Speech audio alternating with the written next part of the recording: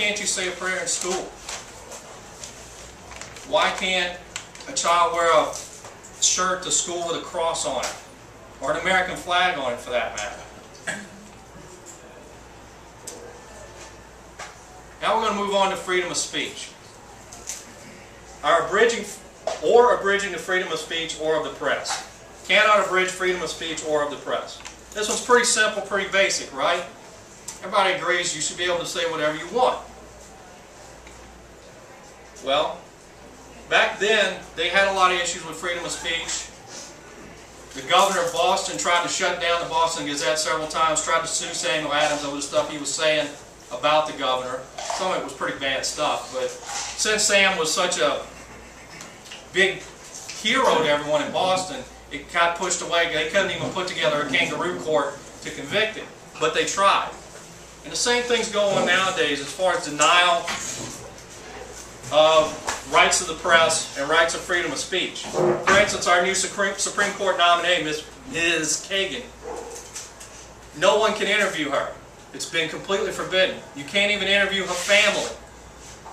One ABC did an interview with her brother a week ago. They called a week later to do a follow-up. He told them no, and in fact, to give us back what you did interview on. This is the White House coming down with this. For Kagan, they didn't even do a press pool.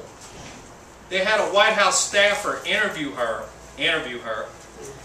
and then pass it out to the press for them to use. Fox News White House reporter, you'll probably remember this, Major Garrett, their White House correspondent. Back last year around this time when they were really fighting with Fox News, he was denied access to interviews. They told him, no, you can't come, you're not allowed, but everyone else was. Well, that would have worked if all the other reporters finally had a little light shine in their eyes and say, I'm going to be next. What's the old saying? They came for the Jews and I said nothing. They came for the gypsies and I said nothing. Well, they came for Fox and they said something instead of saying nothing and it being ABC next.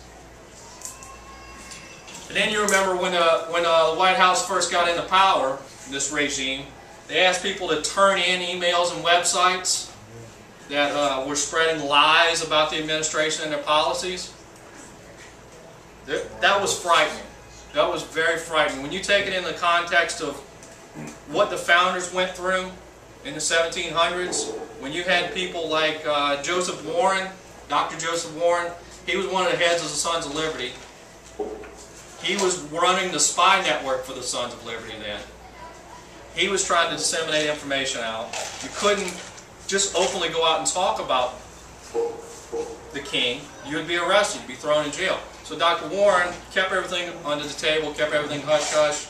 He's the one that told Paul Revere about the chance that the British troops were going to go after Lexington and Concord. And he found that out because he was friends with an American woman who had married the British general. And she was telling him everything that was going on. Dr. Warren was also a Freemason.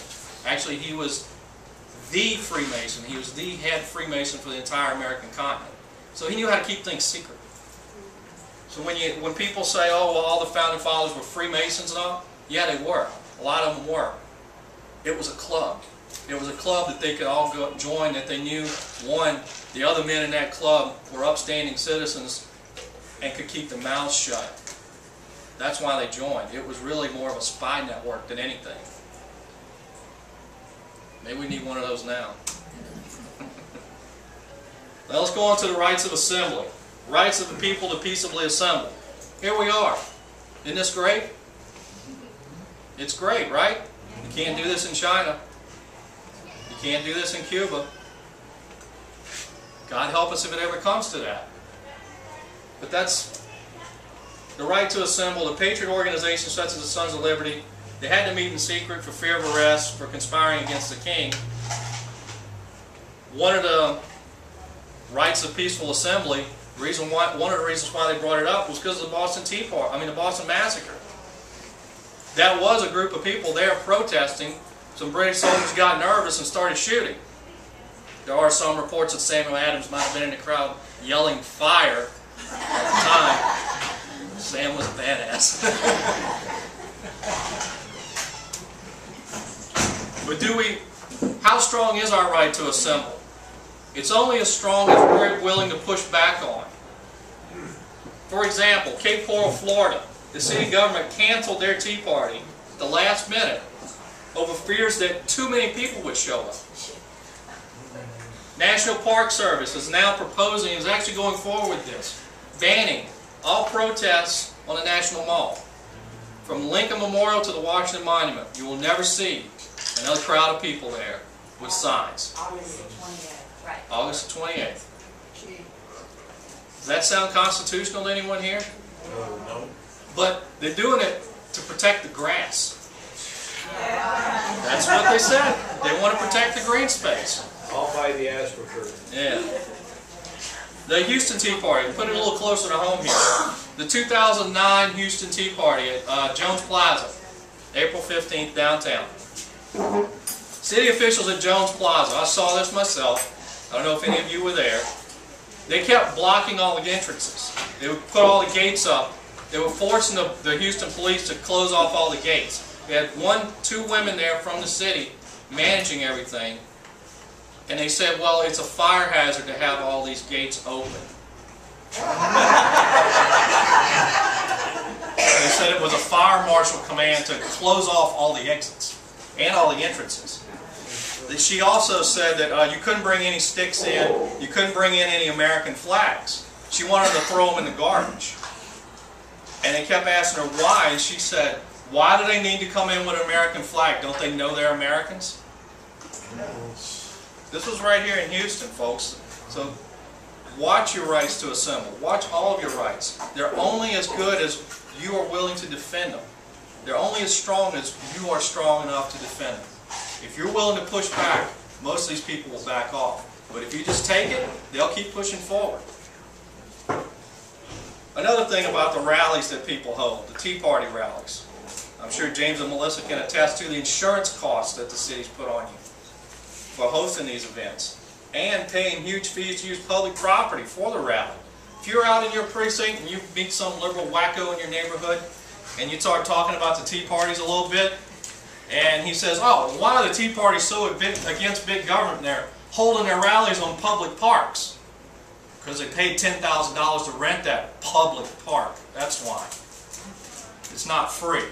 Freedom isn't free. And those people need to know that we're paying our share.